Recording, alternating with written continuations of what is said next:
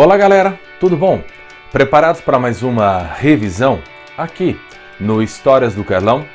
O nosso assunto de hoje será sobre feudalismo. Quando a gente menciona feudalismo, a primeira coisa que nós temos que lembrar é sobre as invasões dos povos bárbaros. Lá no ano de 476 d.C., diversos povos bárbaros invadiram o poderoso Império Romano. Esses povos bárbaros destruíram toda uma organização.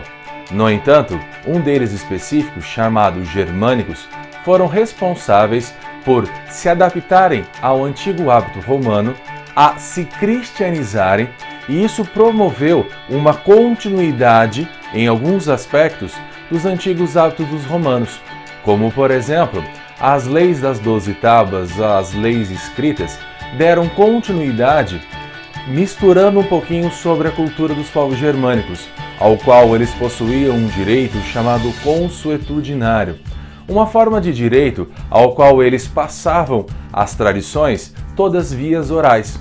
Misturaram os dois conceitos e isso foi sendo estendido a essa nova fase que nós vamos chamar de feudalismo. O comitatus seria a ideia da escolha de diversos chefes para governarem diversos terrenos. Juntamos a ideia do comitatus, juntamente com a saída da população das cidades para o campo, gerou um sistema chamado de colonato. Percebemos então que a população saiu da zona urbana e foram para a zona rural.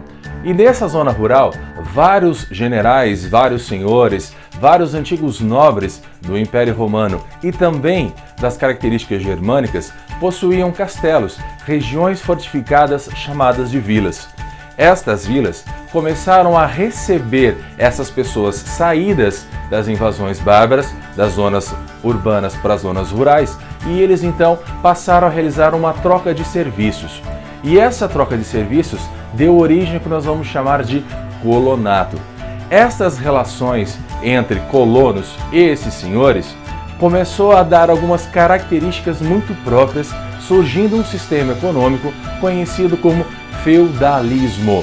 O feudalismo, então, ele vai ter como características uma sociedade de caráter rural. Ao mesmo tempo, a gente observa que vários governantes não tinham como administrar tudo sozinho.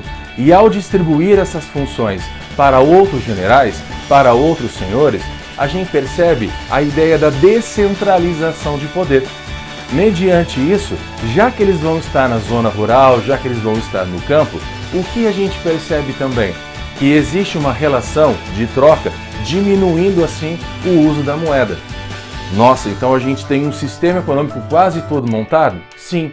O que vai caracterizar ainda esse sistema econômico é uma mudança na forma social. Como assim? Uma mudança na forma social. A igreja, que era a grande detentora de toda a verdade e conhecimento, porque vale ressaltar que o acesso à informação era mínimo, e o mundo que eles viviam na zona urbana era pouco e ainda menor na zona rural. Sendo assim, a igreja passa a ser a grande proprietária de terras, lembrando que as terras, quanto mais você tivesse, mais poder você teria. Dessa maneira, com essa dominação do caráter religioso, ela colocava na cabeça das pessoas o pensamento de que, se elas cometessem e estivessem em pecado, elas iriam para o inferno.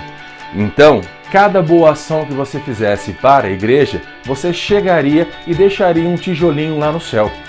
Sabendo disso, a própria igreja estabeleceu uma divisão em 3 ordens: o clero, dono da verdade, os nobres, que seriam compostos entre cavaleiros e senhores feudais, e também a gente tem os servos, que seriam responsáveis por realizarem os tipos de trabalho. Os servos, aqueles mesmos que vão realizar um sistema de colonato, que vão trocar a sua segurança e terras por o trabalho na região dos senhores feudais.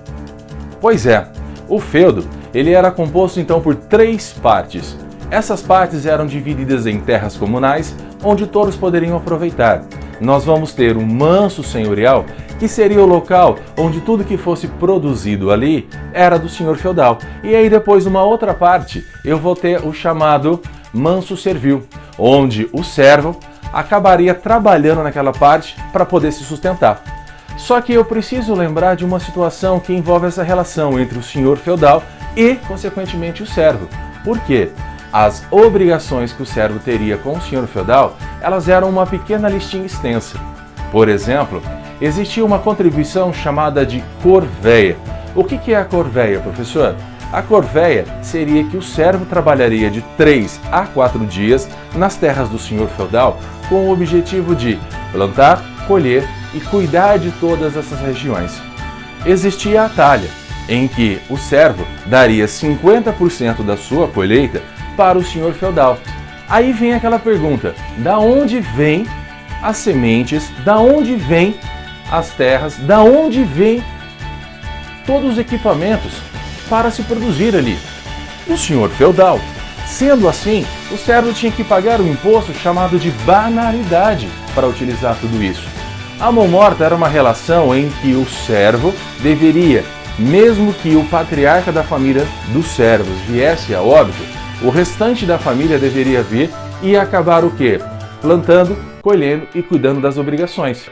A gente tem também ali uma relação chamada de albergagem.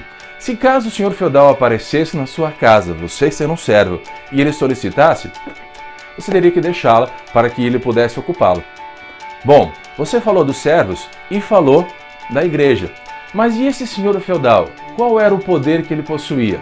Ele tinha um exército particular, mas ao mesmo tempo, os nobres que estavam dentro da classe dos senhores feudais, poderíamos ter também quem? Os cavaleiros. Pessoas que seriam treinadas para irem para os mais diferentes lugares, combaterem e conquistarem as suas próprias terras. Então, quando a gente fala sobre feudalismo, um outro detalhe a gente tem que tomar muito cuidado. O feudalismo não se encerra na Idade Média, ele vai além disso. Na Revolução Francesa, antes dela acontecer, por exemplo, ainda existia um certo sistema feudal na França. Uma outra situação que passa a acontecer é na Rússia do século XIX. Quando eles iniciam um processo de industrialização, ainda vai existir ali um sistema feudal. Então, essa característica do sistema feudal, ela não se restringe apenas à Europa, ela também vai um pouquinho para a Ásia, inclusive algumas pesquisas relatam que no Brasil também tínhamos uma ideia de sistema feudal.